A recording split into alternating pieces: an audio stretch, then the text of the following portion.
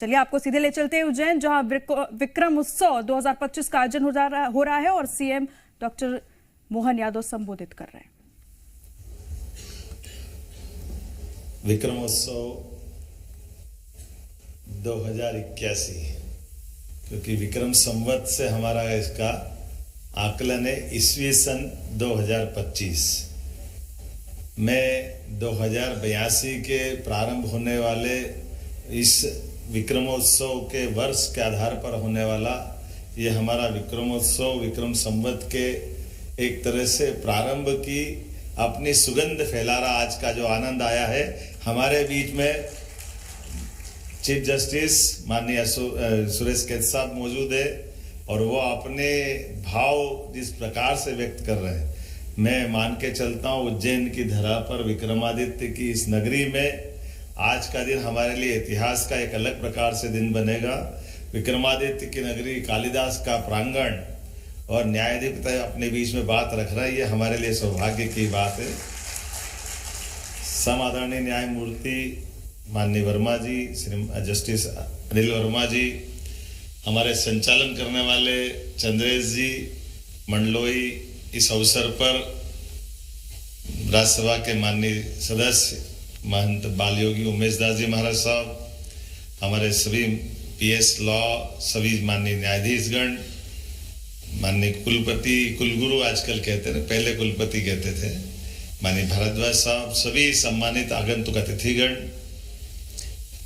विक्रमादित्य की बात अगर उज्जैन में हो रही तो वैसे तो हमारे यहाँ वैदिक काल से न्याय पद्धति के लिए बहुत प्रॉपर तरीके से हमारी जीवन शैली उस तरह से विकसित हुई है जिसमें ये सारे गुणों का सहजता के साथ जो सुव्यवस्थित जीवन शैली दुनिया में है, उसमें से एक हमारी बची हुई जीवन शैली है, जहां इन सारी बातों के लिए सहजता के साथ सहज सुगम्य सुबोध तरीके से इस व्यवस्थाओं से जीने की आदत पड़ी है। न्यायालय का काम न्याय करना है, लेकिन स्वीकार करने वाले की भी क्षमता चाहिए, उसकी भी तो व्यवस्था पे विश्वास चाहिए। हम सब देखते हैं अगल बगल दुनिया के अंदर वर्तमान के दौर में जब कई राष्ट्र अपनी वर्तमान की व्यवस्था में जैसे नष्ट भ्रष्ट होते हैं, तो हमने सबने अपनी आंखों के सामने राष्ट्रपति को कोई फांसी पे लटका कर देखता, अफगानिस्तान के राष्ट्रपति के हाल हमने देखे होंगे, या किसी को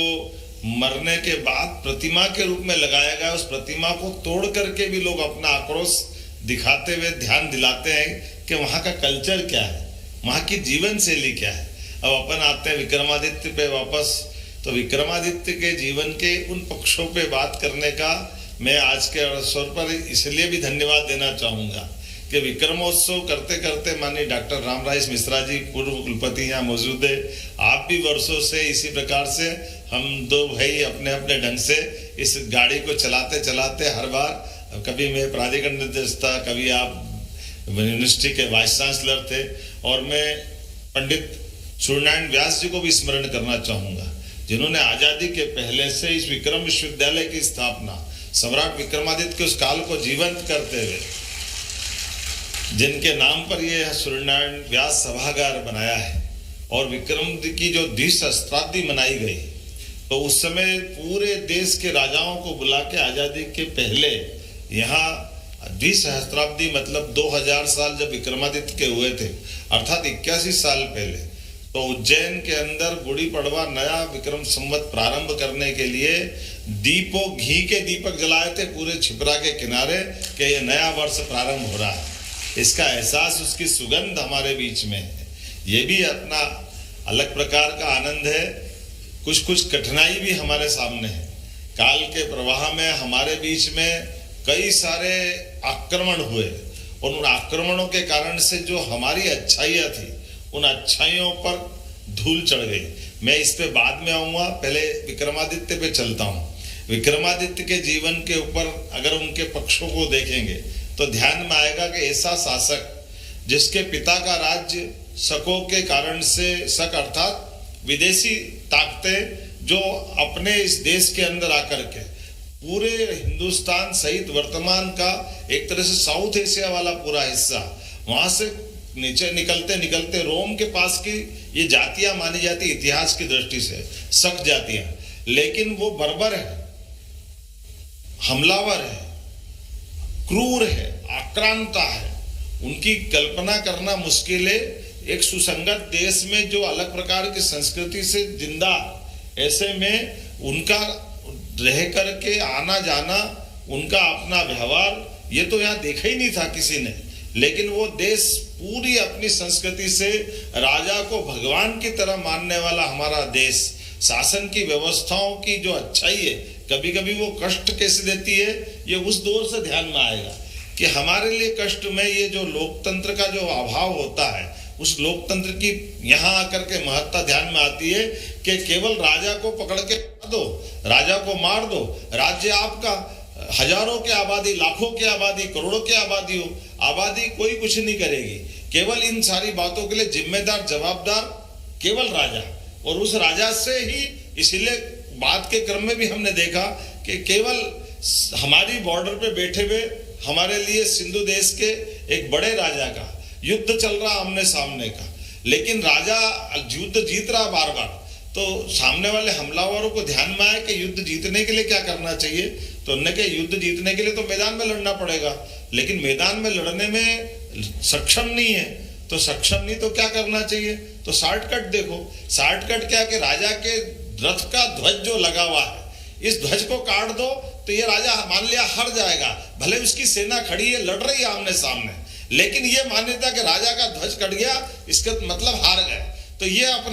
अपने देश के उदाहरण है। कोई अभी युद्ध में हारे नहीं, आमने सामने की लड़ाई है, हमारे लड़ाके बहुत दमदारी से लड़ रहे हैं, लेकिन दुर्भाग्य की बात है वो मान्यताओं को हम तो मान रहे हैं, लेकिन सामने वाले मानने को तैयार नहीं। तो तीर से निशाना लगाया, आक्रांता ने ध्वज काट दिया, मालूम पड़ा हमारी बड़ी पराजय हो गई और ये सिंधु का पूरा देश हमारे हाथ से चला गया। ये उस काल की बात है जब विक्रमादित्य अपना शासन के, उनके पिता के माध्यम से सिंधुराज यहाँ शासन कर रहे हैं। रास्ते में देख रहे हैं कि ये पूरे के पूरे लोग अपने खेती किसानी कर रहे हैं, लोग अपना अपना काम कर रहे हैं, कोई विरोध ही नहीं कर रहा। सब अपने बाद मथुरा से होते होते उज्जैन तक आ गए, कहीं कोई विरोध ही नहीं मिल रहा उनको। लेकिन ये बात भी सही है, उनकी आक्रांता जब वो आ रहे हैं तो आते हुए किसी महिला का सिर काट रहे हैं, किसी बच्चे को मार करके भाले के ऊपर लटका करके हिलाते डुलाते आ रहे हैं, तो पूरा गांव द्रवित हो रहा है। लेकिन ये जो हमारे संस्कार है कि इनसे संघर्ष करने के लिए केवल सेना ही जवाबदार है,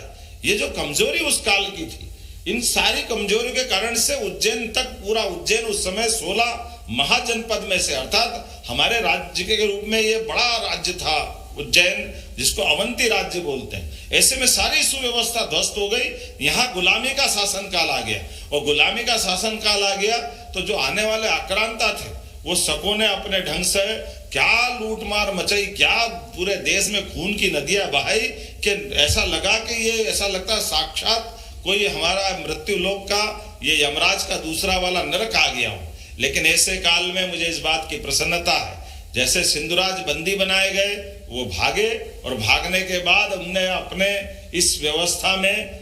तत्कालीन समय में, हमारे यहाँ हर काल में, हर युग में संतों की परंपरा भी है। उस समय के चाणक्य के समान एक चंद्रगुप्त, ये चाणक्य वाले चंद्रगुप्त नहीं थे, महाराज चंद्रगुप्त ने यहाँ के देशभक्तों की सेना बनाई, और सेना बना के उनको सब प्रकार के पराक्रम पुरुषार्थ के आधार पर कुशल सेना संगठन, जो महाराज शिवाजी के काल में हुआ, यह 2000 साल पहले विक्रमादित्य काल की घटना है। और ऐसी घटना में विक्रमादित्य अपनी सेना खड़ी करते हैं, सठे साठे समाचार, जो जैसा है उसको वैसा जवाब देने के लिए जो निकल पड़े, तो मारते मारते अपने देश की सीमा से बाहर, अफगानिस्तान से बाहर जाकर के रोम के बाहर छोड़ा, और उनको उसी तरह से मारा गया जिस तरह के उनका व्यवहार आचरण था। और उसके बाद में जो अपने देश में उनके साथ वाले रहना चाह रहे थे, उनको एक यज्ञ करने की व्यवस्था बनाई कि आपको अगर यहाँ रहना है तो यहाँ की जीवन शैली सीखना पड़ेगी, यहाँ के लोगों के साथ उस तरह से रहना पड़ेगा, और फिर भी घनी आबादी में नहीं बसाया जाएगा। आपको अलग, जैसे 10,000 लोगों में 10 लोग बसा दें तो अपने आप पता ही नहीं चलेगा कहाँ गए। इस तरह की व्यवस्थाओं को बनाने के बाद विक्रमादित्य ने केवल 13 साल की उम्र में जो पराक्रम दिया, ये दुनिया का एक अद्भुत पराक्रम था। लेकिन उससे बड़ा काम उनने जो चालू किया, जिसके लिए हमारी आज की ये गोष्ठी चालू होती, उनने अपने पास वो सारे लोग जुटाने का प्रयास किया जिसके कारण से शासन व्यवस्था में ये जो भविष्य के दृष्टि से सुशासन की मार्ग निकल करके आए, सुशासन की राह बने। तो ऐसे में महाकवि कालिदास को कश्मीर से लेकर के आए, ये अद्भुत साहित्यकार थे, ये यहाँ के नहीं थे, लेकिन कश्मीर से उनको बुला करके यहाँ इकट्ठा किया गया। एक एक करके जो ऐसी अच्छी प्रतिभा, जैसे हम मान के चलते कि आज की स्थिति में तालिबान का शासन है अफगानिस्तान में, भारत ने मान्यता नहीं दी, लेकिन कोई सुशासन स्थापित होगा तो लोग जुटाना पड़ते। जैसे आज की स्थिति में माननीय मोदी जी को धन्यवाद देता हूं। अजीत डोभाल तो रिटायरमेंट के बाद घर चले गए थे, लेकिन उनको लगा कि ये वाकई बहुत अयोग्य आदमी, मनमोहन सिंह की सरकार के पहले कई पूरे पहले टेन्योर में चले गए थे, लेकिन आज उम्र का सवाल नहीं, योग्यता का सवाल है। ऐसे कई लोग जुटाने का जो प्रबंधन करना पड़ता शासन को, ये उसी प्रबंधन में विक्रमादित्य ने न्याय व्यवस्था के लिए, हम सब जानते हैं, एक नाम हम